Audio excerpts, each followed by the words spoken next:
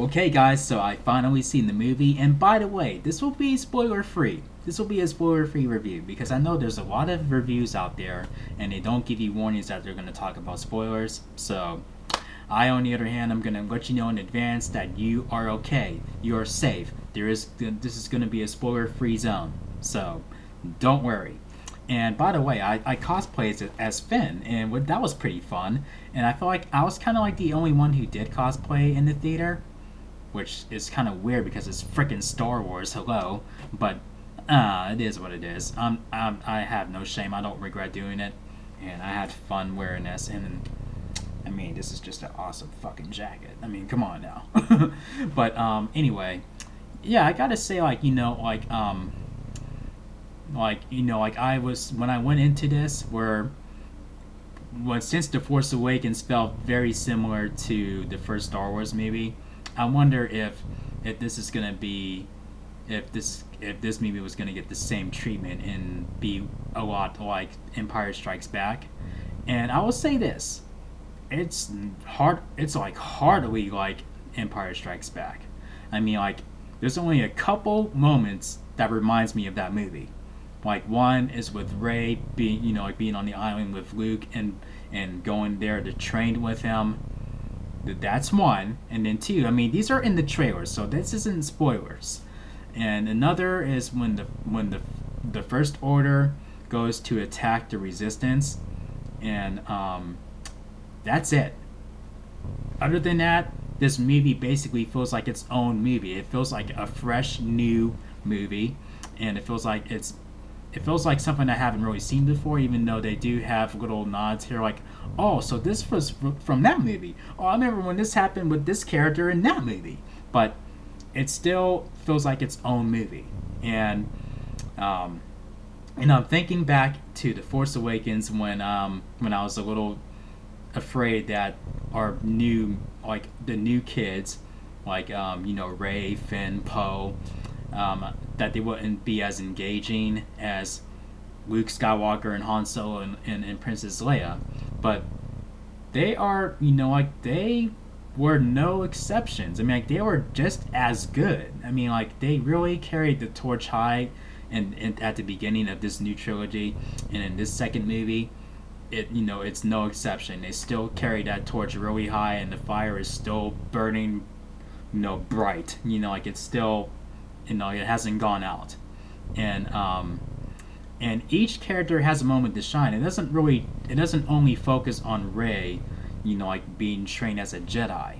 Like, it also focuses on what what Poe has to do, and Poe and Finn have to do, and what Leia has to do, like what like while dealing with the First Order, and etc. And we get to see a little bit more of Kylo Ren's little inner conflict that we saw in The Force Awakens, where we saw brief moments of that, and then and we get to see that a little bit more here. And then when we meet Luke Skywalker, it does shed some light on what happened to him. Like, why did he disappear? What happened? And like, what is going on? Like, like with all the like with the original characters, like when we last saw them in the Return of the Jedi, it's all happy, they're celebrating their victory, like against the Empire. And then when we see them, when we reunite with them years and years later in this new trilogy, it's like they're all three of them are on really dark, separate, like depressing paths. I mean, Han and Leia, they're not on the best of terms, and Luke has the biggest monkey on his back, and you really feel that weight on his back when you see this movie. And yeah, I mean, like, it's just like like the original characters are put in dark places, not dark in terms of joining the dark side, but just really really hollow, depressing shit, and I gotta say, like, my only nitpick is that with Finn, when he has to go off on a mission to another planet, that drags on a bit too long. I mean, I would have cut like maybe 10 minutes out of that, make it a bit more snappy and more right to the point, and then it goes right to another story. And I mean, like, I was engaged in almost in every single part of the movie, and like when it cuts, like when it gets to here and it cuts to the air, I'm like, no, no, no, no, I want to see what happens with, what's going on here, and then something really great, really intense happens in the scene that it cuts to, and then it cuts right back. I'm like, wait, I want to see what happens here. Like, what the fuck? And then it really has you by the balls, and I gotta say, Snoke is not as intimidating as I thought he was gonna be. I mean, like when I was seeing the trailers for this movie, I'm like, whoa, he's probably gonna be more terrifying than the Emperor. Now, when I saw this movie, I'm like, he's nowhere near as intimidating. But that's not saying that doesn't mean, I'm not saying that he sucks or anything. I mean, him and the Emperor are about like at the same level. I thought Snoke was going to be way higher, but they're at the same level. Now, also, I gotta say this. Now, these guys, they are not annoying. I don't know why people are being such crybabies. I don't know what the controversy is over these porgs. I mean, they're freaking adorable. I mean, look at that. What's so controversial about that? And you don't really see. I mean, they are in this movie, but they don't force feed you down their throats. They don't, scroll across the screen in every scene of the movie. I mean, sometimes you forget they're there. Like, that's how very little you see of them. I mean, they are in the movie, but not enough to where you're like, oh, not the fucking porgs again. But you just, like, for me personally, I was just engaged in the story where I almost forgot about them. Like, oh yeah, they are in this movie. Oh, there they are. I almost forgot they were in this movie. So, yeah, even if we did see more of them, I would have been fine with that because they are freaking adorable. Come on. But anyway, but yeah, I mean, the movie really is more intense, and it has you wondering what's gonna happen next. Wait, what's going on? Whoa, what's gonna happen now? What? It really keeps you on the edge of your seat, and it keeps you guessing what's gonna happen next. And then it's just like, and it's filled with epic surprises and nerdgasms and emotional shit, and basically, and then some of the humor could have been toned down a little bit, but I still thought it was funny. I mean, don't get me wrong, I was laughing, but I'm like, that needed to be toned down a little bit, a couple times. But still, I enjoyed the good laugh, and the humor was fine overall.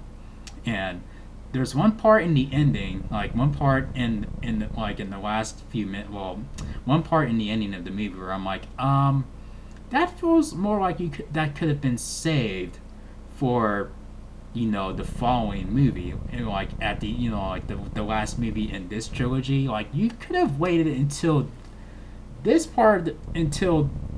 final movie in the trilogy for you to do that.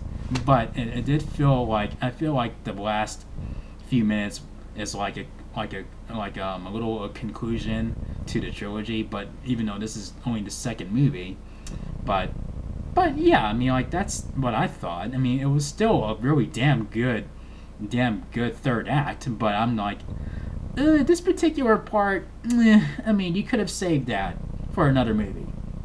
That's all. But anyway, this was still a fun ride.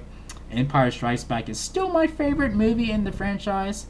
But I really did have a lot of fun with this movie. But I may have to see it again if I like it more or if I like it less. Sometimes it's like that, where you see a movie again, you're like, I don't like it as much. Or you're like, I appreciate it a lot more. So I can't see myself liking it less watching it again, but it's possible. But I really don't see it happening at this point. So, but that all being said, I think if you enjoy Star Wars, I think you will enjoy this movie.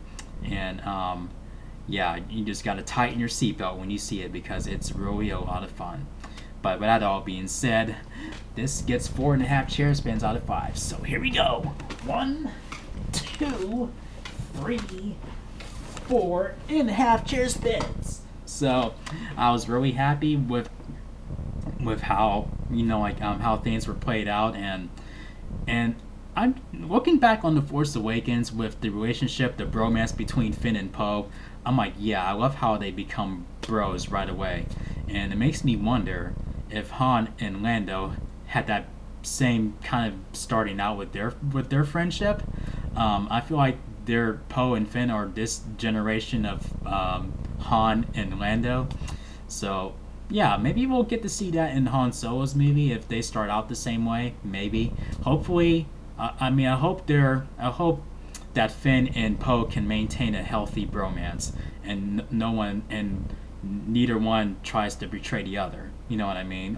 Or is forced to betray the other. Um, but yeah, so that yeah, I mean like, and Poe has a lot more time to shine in this movie. Like I feel like people love them so much where they're like, give us more Poe, and you do get a lot of Poe in this movie. So yeah, and I feel like we could have seen a little bit more of Rey. We do see Rey a lot, but I feel like I kind of wanted to see her a little bit more. And while it does, have you wanting more, and it starts to shed a little bit of light on some things, and like all trilogies do, they throw something else at the table, like for you to look forward to. So yeah, so you're like give you more to speculate on for the next couple years. So yeah, I guess that's the fun with these movies, and I already want the third and final movie of the trilogy, of this particular trilogy. I'm like, man, now I want more. Fuck. Now I mean, like, I had that much fun with it. So yeah, if you guys enjoyed my review for this movie, make sure you thumb up the video, and make sure you click subscribe if you're new to the channel. Thank you for watching, and I'm probably going to be doing my review for the first trilogy, the first Star Wars trilogy, from A New Hope to The Return of the Jedi. I meant to do that before seeing this movie. I couldn't find the time, but I'm going to try to do that this weekend, so be sure to keep on the lookout for that. So yeah, if you go see the movie, have a good time, and may the Force be with you. So until then, again, may the Force be with you.